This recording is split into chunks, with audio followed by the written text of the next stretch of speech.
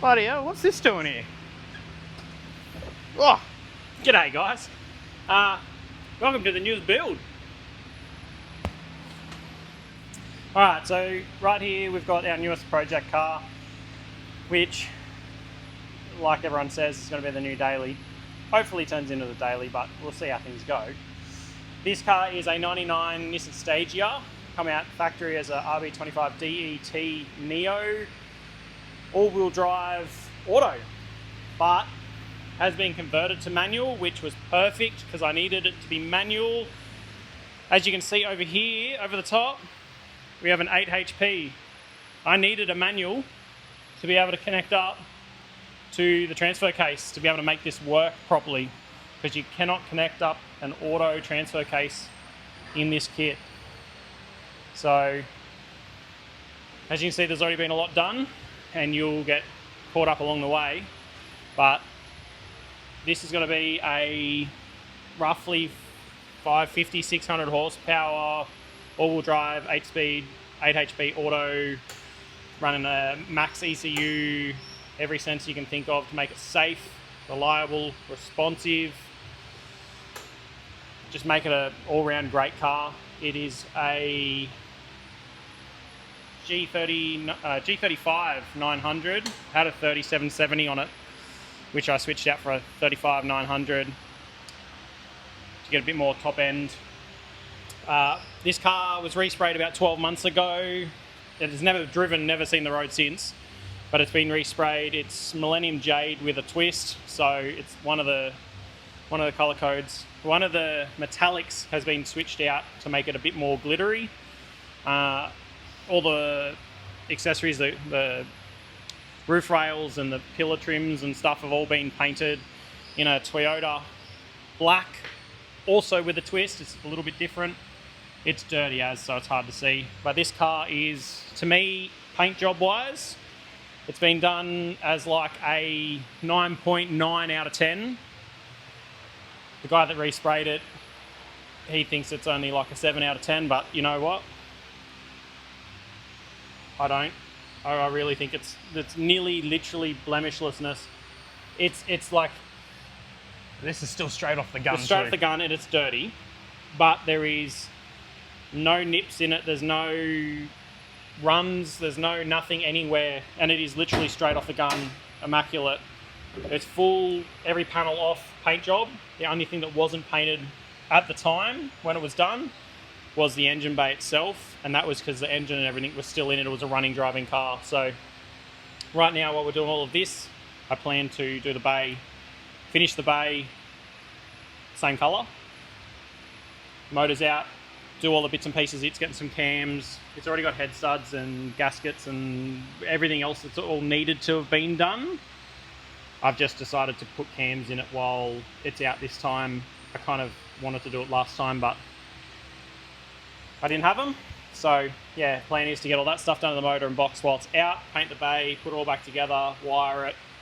I've got a Frenchie's Performance, which is that little box there, has a surge tank built in to go into the factory tank, so it can run, it's got a bulkhead fitting and stuff on it.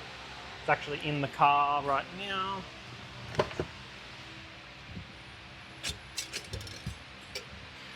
That one.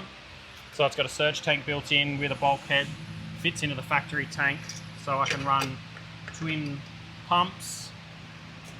I've got a pair of Vosta Moderna seats to put in the front of it, make the driving experience a little bit nicer.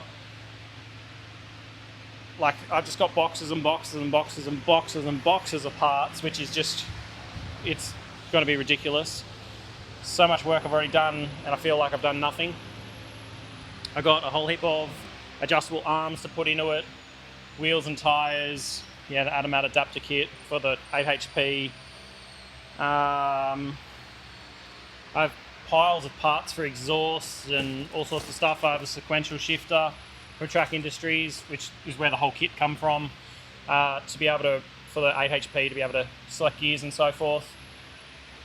I've already done a full sound system through the whole car with, was it Pioneer?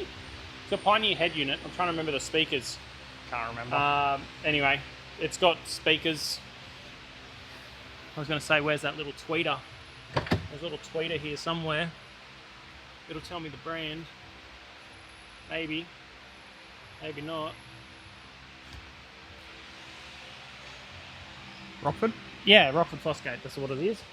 So it's got Rockford speakers throughout, amped, Pioneer head unit. So It will be getting a sub once the yeah, I've interior got a is back Rockford together. sub as well. There you go. That's some of the speakers. The interior's half still pulled apart because I didn't want to put it fully back together because I still got to run wiring for everything and hook the wiring for the fuel pump up and stuff. So I've put back together what I can, but I've left apart what I didn't need to pull apart again. Double handle stuff. I still got to mount the tweeters in the doors for the sound system, but effectively, I feel like I've done 2 months worth of work on the car already, but I feel, looking at it, I've barely scratched the surface. But, I mean, there's a whole heap of stuff done to the motor already that's already been done, so there's not a great deal that needs to be redone to the motor.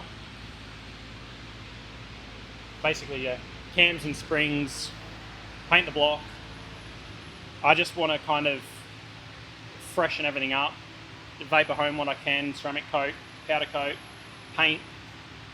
I just want to basically just do an OEM plus rebuild and just make this thing immaculate.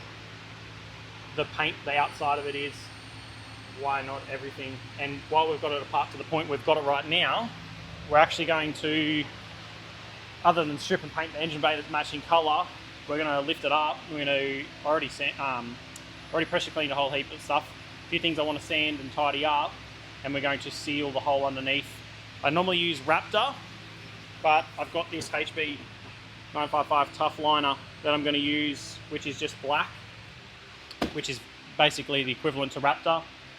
Local paint shop sells it, and they recommended it. It's a little bit cheaper than, it's probably half the price of Raptor. Just as good apparently, so we'll give it a try on this.